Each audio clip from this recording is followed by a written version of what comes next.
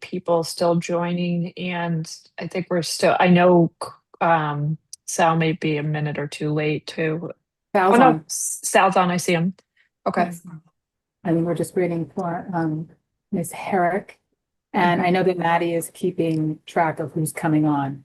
Um, so I believe I'll just make my announcement now, Madam Chair. Or do you want to wait till you call the meeting to order? Totally up to you. Do you need me to call the meeting to It's order before? no, this Okay. is just all of the finance committee and the school committee have been posted Mhm. in advance of this meeting. Mhm. And we have a number of town staff joining us tonight. So we've put a number of people, the finance committee and the school committee are co-hosts um, on this call, as well as the select board. And that just enables them to be able to speak easier when the time comes. If you have any questions or if you're during public comment, so it'll be easier for those folks to participate. And then, of course, Maddie will be in control of, elevating people, asking them to unmute, that sort of thing. This is to keep good control on the meeting, since we anticipate a fair number of people tonight. So we ask that everybody who's a co-host to make sure that they leave the host tools up to Maddie. I will not even touch them. And that she will let people in and out. She's keeping track of attendance and that sort of thing. So that's all. We just ask that Maddie be the only person who lets people in. And Ms. Herrick, I see, is here. Just about. Fantastic. Okay. All right. I'm gonna go ahead and I'm gonna call the July 28th Select Board meeting to order. I am gonna do a roll call vote for the Select Board. Let me go down here. Karen Rose Gillis, Here. Chris Haley, Here. Karen Herrick, Here. Sal Bramante. Thank you, Sal. And Melissa Murphy here. Sal is not going to have his camera on. He had to tend to a family thing tonight, so he is listening in, but he is not going to have his camera on. Maddie, do we have any other boards or committees that need to call to order? I know there's a few members from both finance committee and school committee. I'm not sure if there's a quorum right now. Okay. I think I only saw Tom and Sean from the school committee and Ed Ross from the finance committee. Okay. All right. For both of those committees, if it comes to a point that you do have a quorum, feel free just to raise your hand or interrupt, and we'll make sure you call to order appropriately. Tonight's Zoom meeting is being broadcast on RCTV. I believe they're also on Xfinity Channel 9 and FiOS Channel 31. Also live on RCTV's YouTube channel. It's on our agenda, and we are going to go forward with the Pledge of Allegiance now. Okay.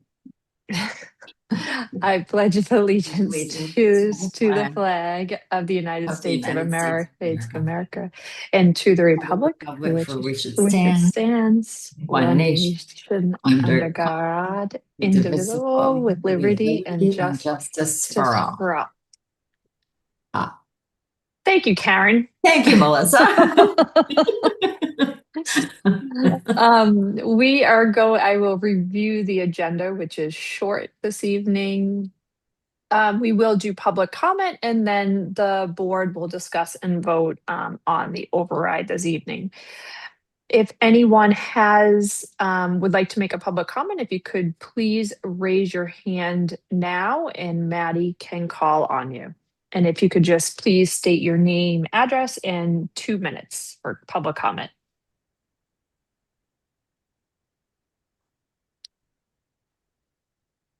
I don't see any hands raised yet. I don't know if you want to give it another couple seconds. Yep, I'll give it a second in case someone's looking, because sometimes I forget where the hands are myself. So,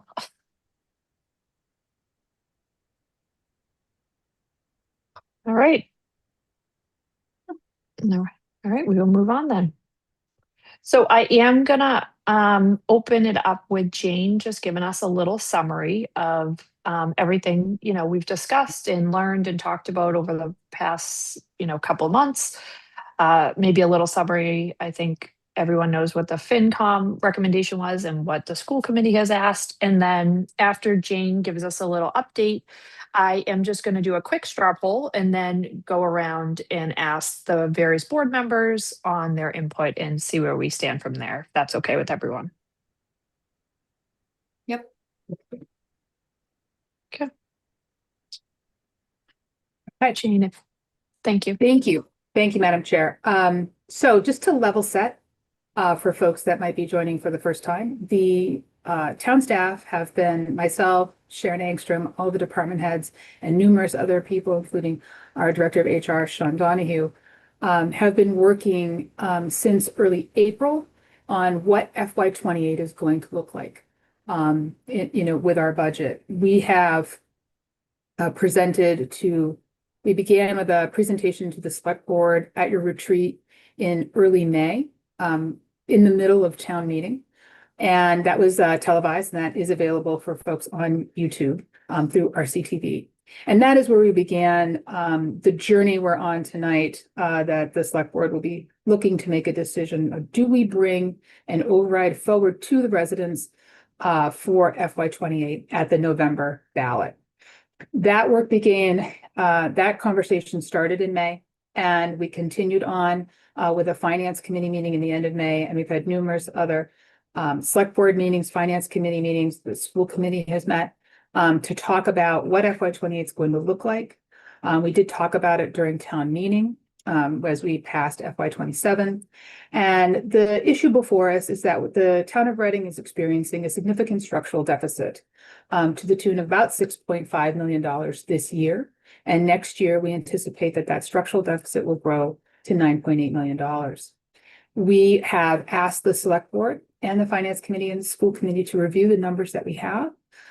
We have presented multiple scenarios and the full background of how we have a structural deficit and the amount that it is, and then our proposal for a $6.5 million override for FY28 on the November ballot.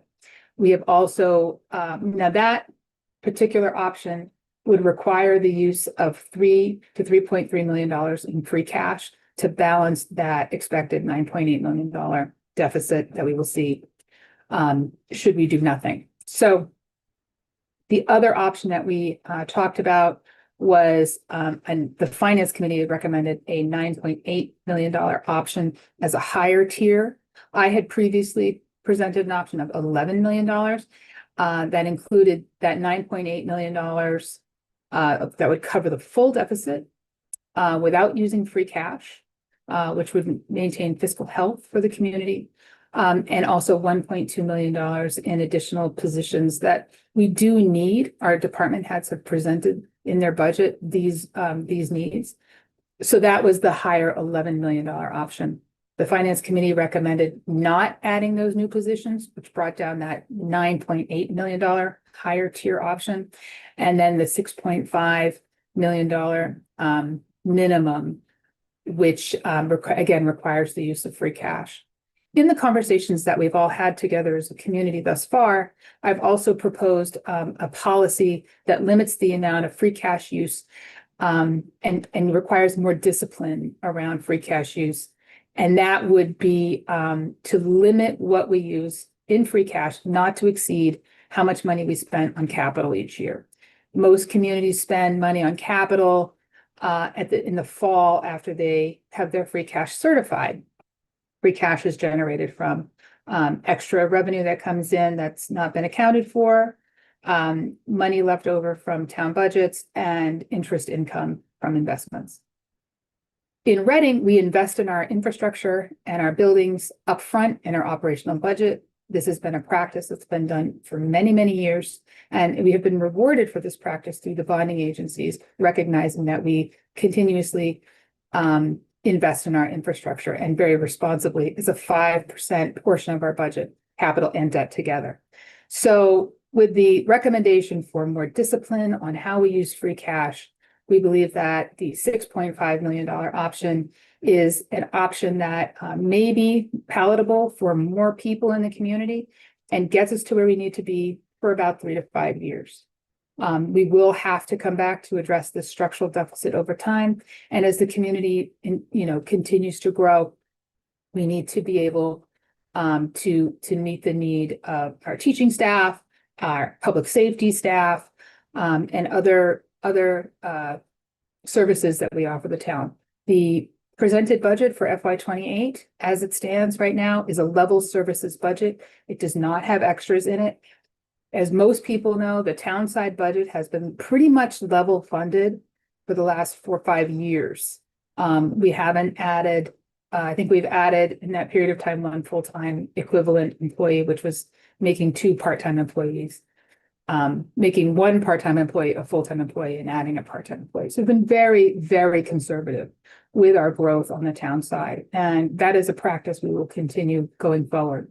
The consequences of not passing an override, as we've had extensive discussions about, and which are available on a number of the other meeting videos that people can avail themselves of, and which will also be on our website tomorrow morning. The consequences of not passing an override would be cutting services in all departments on the town side. It would be over $900,000 minimum out of the school department. And it would require the reduction of this equivalent of 67 employees across town and schools together. So it's a significant consequence for the town if an override option is not passed for FY 28. The question before the select board tonight is how to deal with this fiscal cliff, and does the select board want to bring an amount forward on the ballot? Does the select board want to choose a tiered option, and is the select board interested in phasing in that tax increase over time? And that's an option where we don't have to raise it all in the first year. We can phase it in over 2 or 3 years, depending on what the amount is. Our finance director is on the call, and we do have slides in your packet that speak to what that would look like if there's a need or desire to go over that again. Again, that information will be available online on our website. So I want to thank the board for the considered amount of time that you have put in over the last few months, with many extra meetings, lots of phone calls, really working very hard to understand not just the FY 28 budget, but how we got where we are, listening to the considered work and care that's been given by the residents, your finance committee, your school committee, and your town staff. I think you've put in a tremendous amount of work, and I know this is not an easy decision to make, but we appreciate these efforts. I'm here to support you this evening and answer any questions you have, and we have a number of town staff here as well as we go forward. Thank you, Madam Chair. Thank you, Jane. Maddie, I see your hand raised. I think school committee might have a quorum. Yes, they do. Sean, do you want to call your board to order? Who am I missing? I see Aaron, Tom, and myself. I don't see a fourth. I don't think we have quorum. Okay. We need 4 for quorum, but thanks. Apologies, I thought it was 3. No, no worries. Oh, okay. All right. Thank you, Jane. I appreciate the summary. And I know that we all appreciate all the hard work that the town staff has put into all of the information we've gathered over the last couple months. I do want to ask the select board just to take a straw poll, if you don't mind, just so we can kind of see where everyone stands. I'm thinking if we could just do a straw poll of where everyone stands on whether they would like to put 1 number or 2 numbers forward, or there have been discussions about 3, so 1, 2, or 3 numbers forward, and whether they would be looking to phase it in. I think those are 2 spots we can kind of see where everyone stands, and then we can go from there and discuss the numbers. And maybe there are members of the board that don't even want to put it on for November. So there's that. I'm happy to start and say I'm still sticking with 1 number, and I am very interested to discuss further phasing it in, and think that would be a really good option for the residents of Reading. Karen Rose Gillis, do you mind going next? No, no problem. I would like to see two numbers on the ballot, and I'd like the phased-in approach as well. Great. Sal, I'm just kind of going who I can see here. Oh, hi, Sal. How are you? Hey, got back home. So I would like to go the 6.5, preferably tiered in over 2 years. Okay, great. And Karen, Karen? I would also like to put one ballot question forward, the 6.5 number, and I would like to phase it in. And I'd like to have further discussions about how we make that is the least painful manner possible. Great, fantastic. And Chris? Thanks, Melissa. Yeah, for the discussion, like Karen had mentioned, but yes, I would like to see two options, a little different than what everyone is thinking. 5 and 6.5 million as my two options, and I may be persuaded on a single 6.5 with the caveat that we can go down that road if that's the way this is headed. Great. And what are your feelings on the phasing in piece of it? Yeah, I mean, it's a no-brainer to save residents, over the course of what, 2 years or 2 or 3, whatever it is. Okay. Yep. Fantastic. So at least we know where everyone stands on the phasing in part. Now, if anyone wants to give further feedback to what we've already discussed, I can go down or if you just want to speak up or raise your hand, whatever's easier to give your, thoughts since we've had the school committee meeting since our last meeting. I have a couple things to say. Great. So go ahead. So I've talked to a lot of residents this week. I feel like that's how I came to my decision, is more talking to the residents and seeing what's palatable, seeing what would pass on the first attempt. I feel the 6.5 with the 3.2 comes out to the same approximate level of funding as the as the 9.8, I guess, right? So what I've heard from residents is that with all the new taxes with Killam, the senior center, they would like to see more free cash come out and less out of the residents. That's kind of the gist of almost everybody I've talked to. So I feel like putting 2 on there might hurt the people, like lower income people who can't afford this, and it would really hurt them. I just think, and if it wasn't going to be almost level funding, I would have a lot harder decision than, putting the 2 on than 1. I feel like it's going to be close to the same funding, just a little less burden on the residents. I guess that's how I came to my conclusion. Great. Thank you, Sal. Anyone else want to give their feedback on where we stand right now? Karen Rose-Gillis. Hello. So it seems that I'm outnumbered, me wanting 2 numbers other than Chris, but I'm looking at the 6.5 as the lowest and the 9.8 as the higher one, as recommended by the finance committee and the school committee. I don't think 5 is enough. I think we'd be charging people more for less, and I don't think we really have to try and stay away from free cash. It's just not generating enough, and I think that that's one of the big problems. I think that I have a whole bunch of stuff written down, but I think we'll be going backwards. I understand 6.5 will last several years, and I agree that even if we phase it in over time, everybody's going to get impacted. Costs are not going to go down. We're hopeful it'll last several years, but we're not guaranteed that either, because we don't know what's in store for some of these costs that are coming in front of us.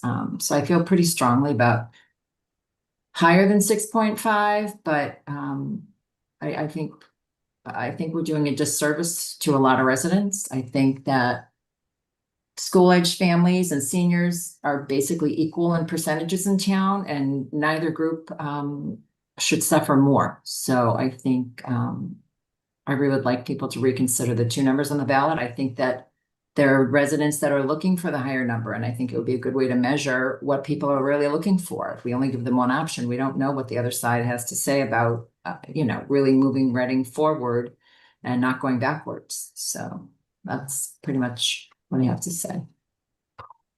Thank you, Karen. Thanks. Karen Herrick. Sure, thank you. So Jane and Sharon and everybody who's been helping, thank you so much for getting down and digging into this less than fun effort in your new position. I really appreciate it. I also appreciate you both collaborating to start to change the way we do things so that we don't find ourselves in this position again. And I've attended almost every finance committee meeting, and I did get a chance to watch the school committee meeting. And, the finance committee didn't know that we were going to have another week, or they may not have made the recommendation they did. They might have waited. But nevertheless, I also appreciate their thought in this process. So it's not going to be easy for the school committee either. And, I heard that. And, I was a public school parent with Reading not too long ago, and it's luckily it's a period that comes to an end because it's not easy, and so it's going to be tough for everybody the next few years. So I'm being very mindful of that and asking for this more minimal option. And I also think my takeaway from the school committee meeting was that I agree with one of the school committee's members, it might have been Tom Wise. It's really important to protect what goes on in the classroom, and that starts with the staff. And my takeaway from that meeting is they still have more work to do. I would love to, follow up and get some more drill down in some areas, where they've been working on the past couple of years. Certainly this community would be heartbroken to see, free full day K go away. So I respect that they, like the town side, have a hard job ahead of them. And so I suggest we just get on with this. Thanks. Thank you, Karen. Chris, did you have anything that you'd like to say? Yes. Thanks, Melissa. Yeah, no problem. And obviously, thanks, Jane, for everything that you've assembled in a brief period of time. Same thing with Sharon. And, most of the other boards and committees as well. I did have an opportunity to speak with Dr. Turner over the weekend. So I appreciate his phone call. And, we just went over more of my thoughts from my questions from that night regarding full day kindergarten and all those other scenarios. And I understand that I don't have control over the school committee budget. They don't have control over ours, and vice versa, and all this kind of stuff. But ultimately, the only ones making the decision right now is us. And if we wanted to do $100 million, we could just say 100 million. Everyone would, recall us all and call it a day. So it comes down to us in this, to listen to not just the vocal majority of emails that all just want us to do the override with various options, or people online heavily advocating against it. I just think that if we can just have a little bit more, I don't know, I would say accuracy in numbers, because it's unfortunate that I had to see reported by local news that the school committee and finance committee both approved $6.5 million. And all the emails that we received is go with the finance committee and school committee of 6.5. That was not the case. So I want to make it crystal clear that the finance committee approved 7 and 9.8 million, not 6.5. The school committee approved 5, 6.5, and 9.8 million. Those were the numbers that were approved. The only 6.5 came from Jane's recommendation. So hopefully that can clear up the inaccuracies that are out there, because when you're dealing with $500,000, everything adds up. Like, you know, so I've listened to lots of people on this, and myself as well. Like I mentioned last meeting, I opened up my own tax bill and I saw, when I did the math and said, this is kind of getting wild. And I knew Killam and Recal weren't hitting yet. So we can't price people out of the town. We just can't. So the reason for my 5 and 6.5 number option is I think that there is a strong mindset of people who are against the override completely. It doesn't matter if it was $5. And to somewhat appease to them, I understand that we can't do business at 2.5% every single year. It's unfortunate. That's just the way that it goes. I think that Massachusetts has the money for us in every other community. They just choose to do things their own way, which is unfortunate. And all these communities are needing overrides and suffering because of it. So between the 5 and 6.5, I just think that if I gave the $5 million option, it gives people who don't want the override to at least vote for something, because you don't want to know what's going to happen if it failed or if it didn't. You run the risk of it being more next year. It could be 9.8, 12 on the ballot. You don't know what's going to happen. Nobody does. So that's the reasoning behind the 5. I also think that other items can be cut. Once again, I don't have the control over this, but that kind of leverages it into that position. And I know that the school committee put down a bunch of items that would be on their list of losses, and my idea would not be sacrificing any teachers or anybody in town. It just comes back to full day K. And I understand that's a hard pill to swallow and it seems like regressing. But like we got to feel the pain either way here. We're not talking about going with recycling anymore weekly. That none of us have even advocated for that at this point. So we're losing 500 grand right there. Like I love recycling. I'm not going to want to do it every other week, but it ain't just about me. You know what I mean? And it's a very difficult position for us to be in because, whether this passes, fails, or whatever, it's all going to fall on us. The school committee will have to deal with the fallout if it fails on their end for the schools, absolutely. But like finger pointing and everything else, it's only coming in these directions, unfortunately. So that's kind of where I'm at with the between 5 and 6. Like I said, I thank Henry for speaking to me. I mean, on the weekend, he's putting his time in for this as well. So, and the reason for not doing 9.8, OPEB is going to be funded, by 2032. 3 million is going to be coming back. If we go ahead and start digging residents for that money now, they're paying for something that, is permanent on something that's coming back to us in the future. So that's kind of why I want to go for the higher option. Plus, it just puts other people in a horrible position if that ended up passing. So that's where I'm at. And I can go over the other 6.5 caveat if we don't end up, if votes fail or whatever ended up happening. So thank you. Okay. Thank you, Chris. So I saw that your hand was raised. Did you have a question? You're muted. No, I'm good. Sorry. Okay, great. So I just want to add, like, I want to thank town staff and Jane for all the hard work that you guys have put in, all the department heads. I know that you've worked endlessly over the last couple months to get these numbers to us. I want to thank FinCom and school committee for, having the meetings, giving us your recommendations. Whether we agree with those recommendations or not, it's not meant as any disrespect, but I just want to say we appreciate your work and your input on it. For me, the 6.5 million represents an amount that I know I can support putting before the voters.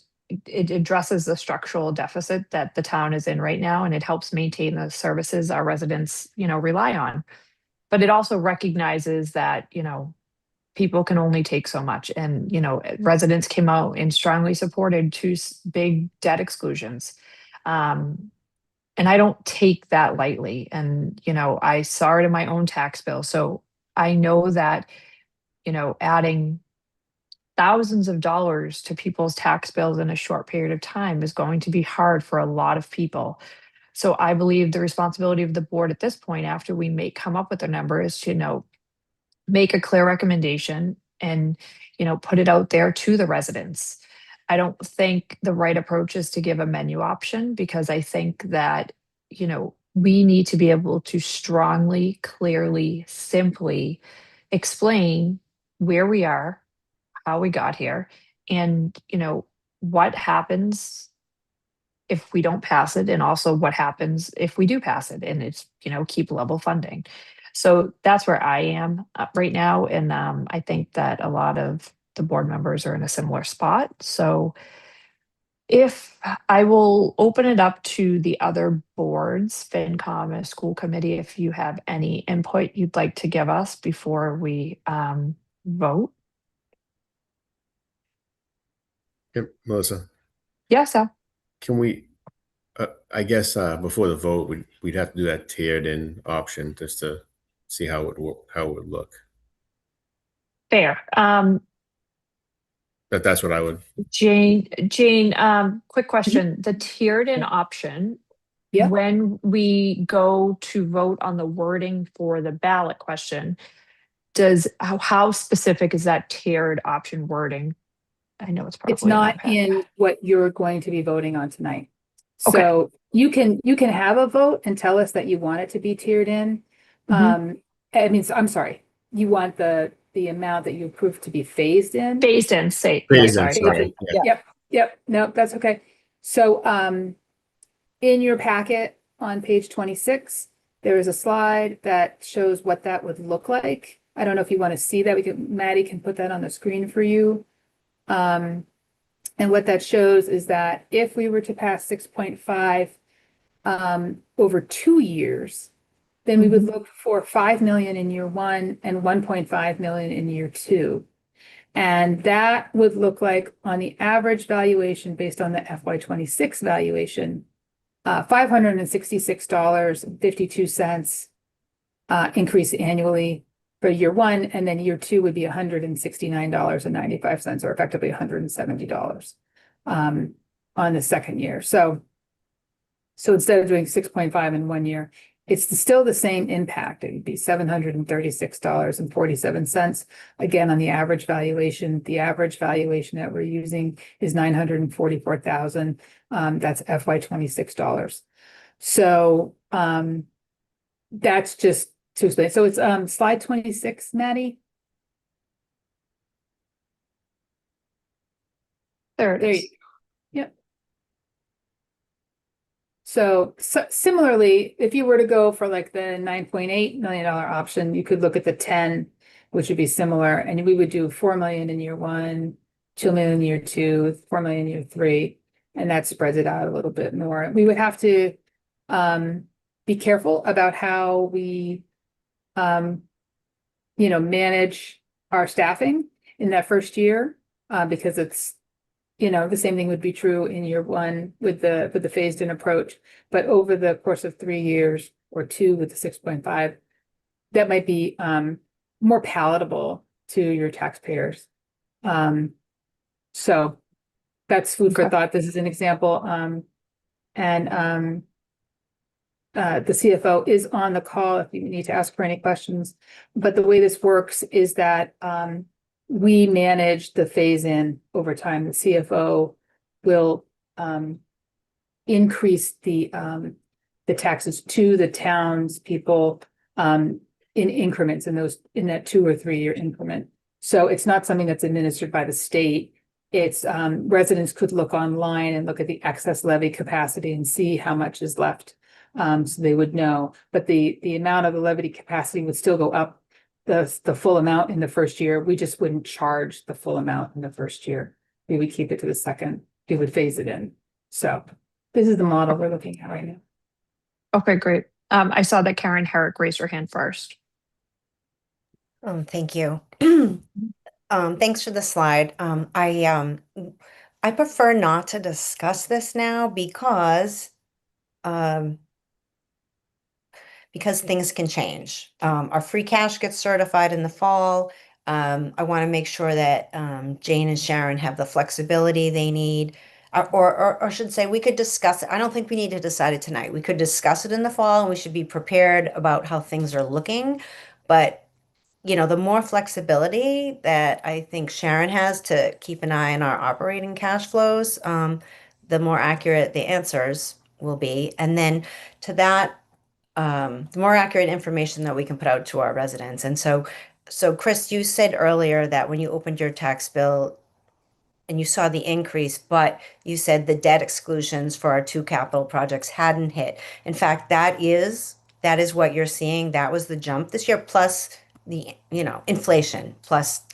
So, but to your point, I made the call to Sharon. I think as a body, we might think about doing a much better job of communicating before the first bill next July and for the first bill the following July, and letting people know, at that point or whenever it is that staff, puts the numbers together with the assessor and they're ready to send it out. And we let people know, yep, your tax bill's going up, and we want to tie it back to what you decided earlier. Say the next year it's like the first phase in of the override if you voted for it. Year two, maybe it's the second phase of the override. And at that point, I think, and Sharon, you could correct me, but what my understanding going forward at this point is that not next year, but the year after, hopefully will be when the final borrowing debt issuance for our two capital projects will also hit the taxpayers. And so as time goes on, also maybe we have some flexibility and it stretches out 3.5 years, who knows? But I would like to be a little different and just communicate in advance with people about, yep, your July tax bills come in and it might look a little different. Here's why. And we can just be clear. I mean, and remind people. Thank you. Thank you, Karen. Karen Rose Gillis. So I guess with the 6.5 spread over 2 years, Jane and Sharon have done a great job listing what we're going to lose at the 6.5 as a 1 year thing. I don't know what the 5 million in the first year, what it is that we would lose and how that would impact things like our bond rating and our ability to borrow and all that fancy stuff in the background. Does anybody know? Jane, do you have any input? Because I think if I understand it correctly, Karen, well, I'm going to let Jane explain this because maybe I don't understand it correctly. Well, I think that we wouldn't really be losing anything. I think it's just if we have a past override, that will help us when we do our bond rating because they know that you have the backing of the residents. And I think that we would end up using a little bit more free cash. Like instead of just 3 million, we would kind of cover it with additional free cash, I would think, because we would get the money back the next year. So I mean, I think it would still work out. I mean, obviously, ideally, the 6.5 in the first year would, make it so that we'd use minimal free cash. But that would be, if that's the approach that the select board wants to take in terms of phasing it in, that's kind of have to be like something that we have to be willing to do, or withhold kind of some of the expenses that we maybe were going to add or something of that nature, so that we could stay within what we were hoping, which was like the 3 million or 3.3 million. And just to that point, Sharon, Madam Chair, if it's okay. Yes, Sharon, absolutely. what's the capital number for FY28? Do you know? It's just under $4 million. It's 3,989,000. So it's just under $4 million. Just for the capital. So if we were to continue with that policy of limiting free cash, then I would say we would limit our free cash to no more than 3.9. And we make up the difference in maybe not filling some positions. So what FY28 is going to look like and I've put in a hiring freeze right now. So that's kind of on the town side, that's what I would recommend is sort of, we don't exceed that capital number. We use that fiscal discipline. We, pledge that to the community and when we address this fiscal cliff, but then when we come in on the second year, we can fill some of those roles. It may impact services to residents, and most certainly will. We're feeling that a little bit now, but I think that is the conservative, responsible approach. And if we have the latitude to do it, and kind of save here, save there, so we can fill positions that matter to residents, we'll do that. But I think that that would be the impact, is sort of we I would think the only increase other free thing I cash. would, the only Go other ahead. thing I would add is that in order to, include the full cost of the new buildings, we did a full year, even though those buildings won't be in place for a full year for that first year. So those are other areas where we could, we could bring on like if we did half of the cost and then bring in the other half in the next year, just depending on how we could break it out. Because we are trying to make it fully loaded to make sure that the baseline is 100%. That's another area we could look at and say, okay, we really don't need 100% that first year. We'll probably need, let's say, 50% or 60%. That could be another area where we could just, knowing that you're going to get the additional funds in the next year, it would make sense to just have that increase come in with that second tier of the override. That's a great point, Sharon.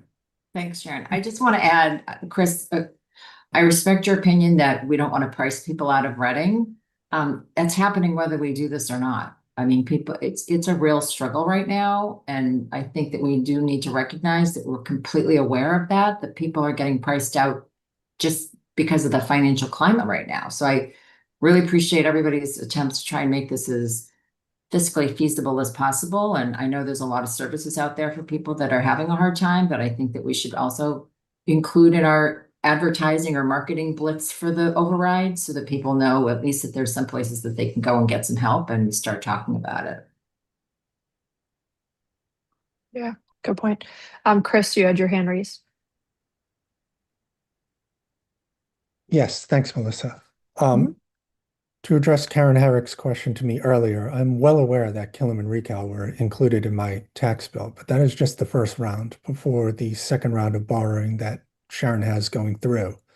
That's unrealized in the numbers that we're presenting people with. People are going to think that even if we didn't put an override on the ballot, that one passed because the remaining number from Killam and Recal is, just going to be there. Everyone's taxes are going up anyway, regardless. So, I just think that to get me to the 6.5, we need a firm commitment from not only this board, but obviously Jane, and she briefly touched on it now, just a pledge and commitment to draw down this free cash, because we're doing 6.5 and you're talking about 3.2, 3.3 million. It's really $9.5 million is what we're doing. So it's kind of masquerading it around as only 6.5 when we're really just burning through free cash to be able to pay for this. So we need a commitment that we are going to draw that number down and be held, responsible for making sure that, every single penny coming out of here is the same way that I would be doing my own business and my own finances at home.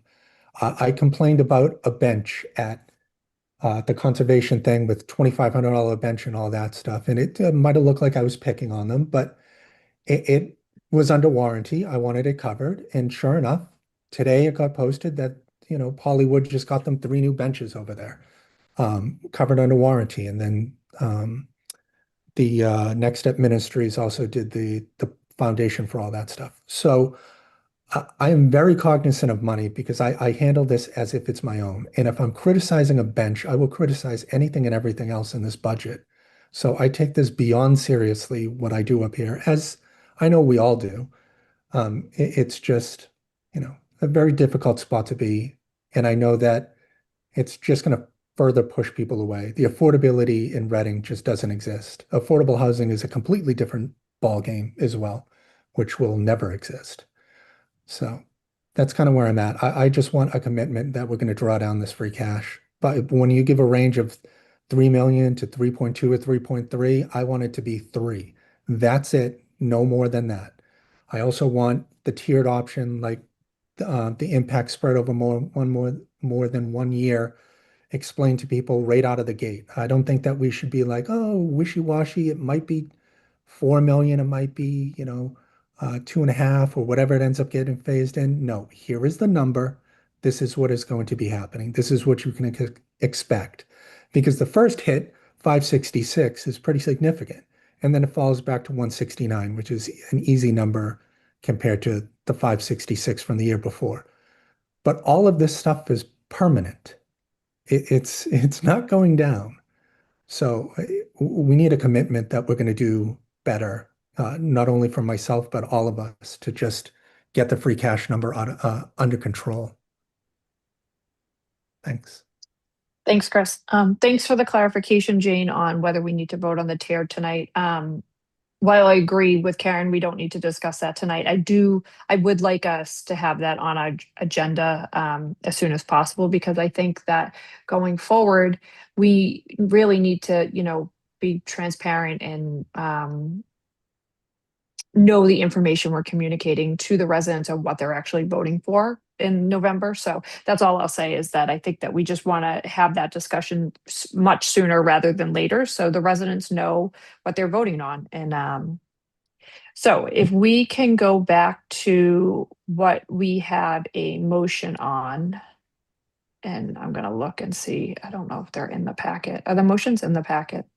They Probably are. not, right? Yep. They Right in they the are, okay. beginning, at the end. Yep. This goes. Page 2. Yep. Okay. Sorry. So, Karen, do we want to vote on the first motion with 6.5? I'm getting the feeling that's where we all are, and see where we go from there if it doesn't pass. Yeah, I think so. I feel like these motions have changed. Did they change? I'm looking at the one, 7/27, 2026. Is that the most recent? Or it says 7/28. Yep. You can just, if you're going to propose 1A and one, 1B on the last page of the packet. Is that what we're talking about? you can look at the one on page 2 of the packet, and I will put it Yeah. up. I mean, we keep getting these multiple packets. It's, there's a lot of junk mail coming through here. All right. If you want to put it up, that'd be great. It's very short. Yeah, that's the one I saw, and then I'm looking at the one in the packet, and that's not even close. Okay, this one's much simpler. Yeah, so I would say, Melissa, that's a good suggestion. Okay. If you want to do that motion, and then we'll do roll call, obviously, because we're all on Zoom. Okay, move to put an override request of 6.5 million on the state election ballot in November 2026. Do I Second. have a Can I ask second a and by? Can I have a question? Are we asking both questions or just one? I think it will depend on how the vote goes. Okay. So second in by Sal Bramante. Do we have any further discussion? And we will do a roll call vote. I have my hand up, Melissa. Oh, I My apologize. actual hand, not my Sorry, virtual I was hand. scrolling through, so I didn't see it. Go ahead, Chris. Sorry. Like I mentioned, I just want a commitment. Board members don't have to answer it if they don't want to, but I want a commitment that we are going to do our very best to draw down this free cash from the 3.3 to keeping it 3 or under. That's it, and hold everybody accountable, ourselves, town staff, everyone. We got to get this under control, and that's where I'm at. I understand the 5. Nobody's going for that, unfortunately, or fortunately, whatever direction. But I just want a commitment that that's what we're going to do. Yeah, I don't disagree with you, Chris. I do think that we need to make a commitment to set the free cash number and stick to it. Karen, I see your hand is raised. Thank you. Chris, I don't understand. Drawing down means spending all our free cash. Is that what you mean? I don't understand what you're asking. No, Karen, it's That's like I what said, draw down means. It means spend all your money. thank you, Karen. You're I also say physical instead of fiscal sometimes too as well. It's just, the way Oh, that it is. 6.5 million. I don't want to make mistakes. Well, no, I agree with you. Yeah, But clear. yes, I mentioned multiple times that it's $3 to $3.3 million. I want to keep it as close to 3 or under as possible. Not 3, 4, not 5, 3 or under. And if you don't want to commit to that, that's fine. But I'm just putting it out there that the 6.5 number is really not 6.5 when it's really going to be like 9.8. So I want to reduce that number. I've been saying the whole time, not tonight, but in all prior meetings, we have to reduce the denominator. And this is what we have to do. We have to do it. So we don't have control over the school committee. I understand that. But hopefully with us going with the 6.5 here, they see that we're serious about this and maybe they sharpen their pencil on a couple other items as well. But we just have to do a better job, all of us. That's all. Thank you for explaining that. So I have been a vocal advocate for, we were both in that meeting when DLS came and met with the town of Reading and talked to us about, you know, best practices and policies. And I've been a vocal advocate for reducing the use of free cash for our operating budget. I don't want to pin Jane and Sharon on a number right now, but I definitely, let's have another discussion in a soon select board meeting. Thank you. Thank you. I see that Sean and Erin have their hand raised, so I'm going to let Sean speak first because he did have his hand raised first. Go ahead, Sean. Thanks, Melissa. Yeah, no problem. Just two things. One is at 6.5 million. When we passed the override in 2018, the trajectory we put ourselves on was, starting a period of several years where we were building up our free cash balances because regeneration exceeded the use of free cash. As I understand it, if we do a $6.5 million override, we essentially are already on the wrong side of that hill, already sort of back into where, we're drawing down. And Chris, I think that's the point you're making about constraining the use of free cash and living with the consequences. And I understand the premise behind that and don't sort of fundamentally disagree. What I will say though, I am, and I'm probably more speaking as a resident than as a school committee member on this point, but, at least certainly as a resident, it is disappointing to me to think that residents wouldn't have the opportunity to even decide whether they're willing to support an override amount that does actually address the structural problem. 6.5 million, while yes, we can make the FY28 budget work with 6.5 million plus a heavy use of free cash, it doesn't address the structural deficit. And so every year, FY29, FY30, et cetera, it just gets worse. And I get that there's some upside coming in OPEB from OPEB and FY32. But it's not, we're not going to make it to FY32 is my understanding. And so, I hear the concerns about, I definitely agree with the concerns about people getting priced out of Reading. But I also think there are plenty of residents in Reading who fully understand that things are getting more expensive, that, property taxes are no exception to that, and would like to at least have the opportunity to vote on whether or not they want to support a level that fully addresses the structural deficit and allows us to maintain the level of town services that people, prefer and are accustomed to. So, I just want to get that off my chest. I don't think I'm going to change anybody's mind, but that's how I feel about this. Thank you, Sean. Erin? Thank you, Melissa. Yeah, no problem. I appreciate the difficult position that you're all in. But I'm having trouble speaking. I'm really frustrated. And I'm having a hard time listening to you all, to be blunt. It feels like you're making an assumption that a majority of voters are going to be okay seeing cuts to personnel and services, rather than giving voters the opportunity to fully understand the situation we are in, we are going to be in for a few years, and giving them the choice to make an informed decision. Feels like you're cutting us off at the knees. I've heard a lot of people talk about pain points and wanting to see the schools make adjustments. The majority of the school budget is personnel. There's not really room in there to make adjustments that aren't going to involve cutting personnel.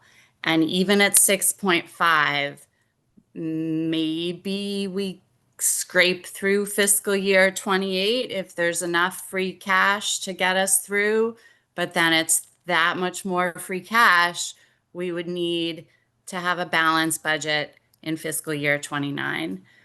So like Sean, I have a lot of concerns about us getting to fiscal year 32 with a $6.5 million override. So I am concerned about the idea of not giving residents a choice to make an informed decision based on the options that have been requested by town staff, by school staff, by your finance committee, and by your school committee. So I wasn't going to speak because I don't really think I'm changing anyone's mind at this point, but I also decided I would regret it if I didn't say this out loud, because I'm very nervous about having to go back in fiscal year 29 and explain to the town, yep, you passed an override, but now here we are making even more cuts because you didn't pass a big enough override. Thank you. Thank you, Erin. Ed? Thanks, Melissa. Yeah. Appreciate it. So Ed Ross, 16 Kensington Ave, Finance Committee member. I had stuff written down in it, and I think Erin read off of my notes. She pretty much said most of what I was going to say. I doubt I'm going to change any hearts and minds, and I share the disappointment. There's been a lot of deliberation, and I appreciate the board's kind words about what we in Finance Committee and the School Committee deliberated and recommended. And there was a lot of thought that went into that, those recommendations. And again, I think Sean was, really much more eloquent than I in explaining that. The one thing I will point out, and just tonight, even in your deliberations, you're talking about drawing down free cash, not drawing down free cash. It's already complicated. So I don't see how putting another option to the voters changes anything. I think you're, and again, I mean this with the utmost respect. I don't think you're giving the voters credit for being able to digest more than one option. I think everyone wants transparency. Everyone wants the ability to make an informed decision. And I think, to Erin's point, and I think Sean said the same thing, let's play this out. If you'd only want to spend $3 million, there's a cost on the other end, whether that's in the schools, in the town, in the services that they provide. But play it out for the next couple of years, and then have to explain to them, to the voters, why we're short again. I just think that at the end of the day, we should be looking a little bit more grander, and that's not really even a word. That shows you how kind of disappointed I am in the discussion. But again, I appreciate your deliberation, and I hope you reconsider. Thank you, Ed. I don't see any additional hands raised. So we are going to move on with our vote. Oh, Tom. Just in the nick of time, Tom. Go. Name, address, please. 2 minutes. Nope. I think he put his hand back down. Okay. Tom, did you want to speak? Sorry, I put the wrong button. So thanks, Chris. Tom Wise, School Committee, 181 South Street, Precinct 4, blah, blah, blah. I actually do hope I'm going to change minds. So, I'll leave it at that. I think you all have paid attention or watched FinCom. You paid attention to watch School Committee. 6 of us are elected. 9 of us are appointed by you to go through this and look at this with deep due diligence. We have the same concerns from a town perspective in terms of pricing people out or not pricing people out. We have the same constituents that are speaking to us about what they can or cannot afford.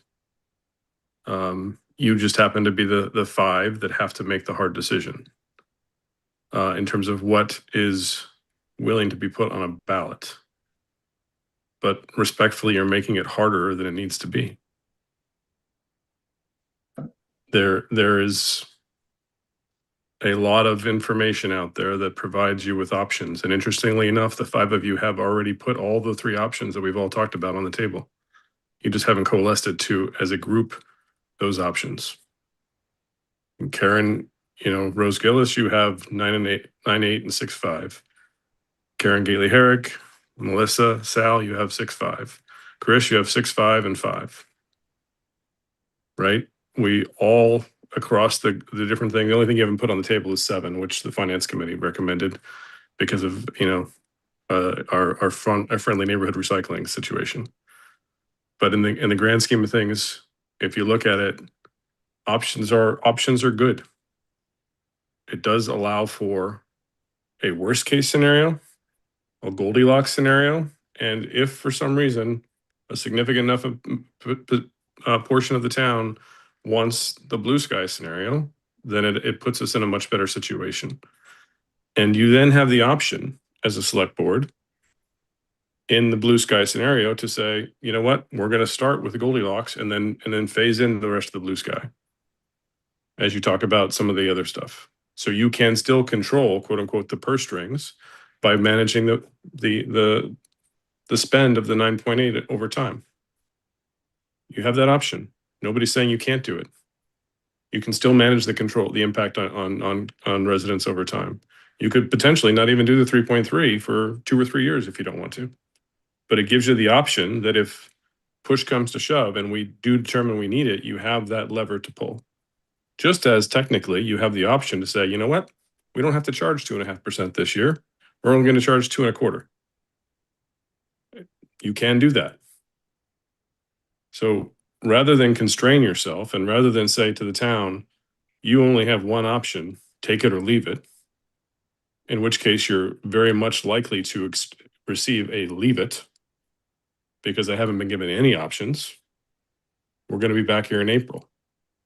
And I think that is the worst case scenario.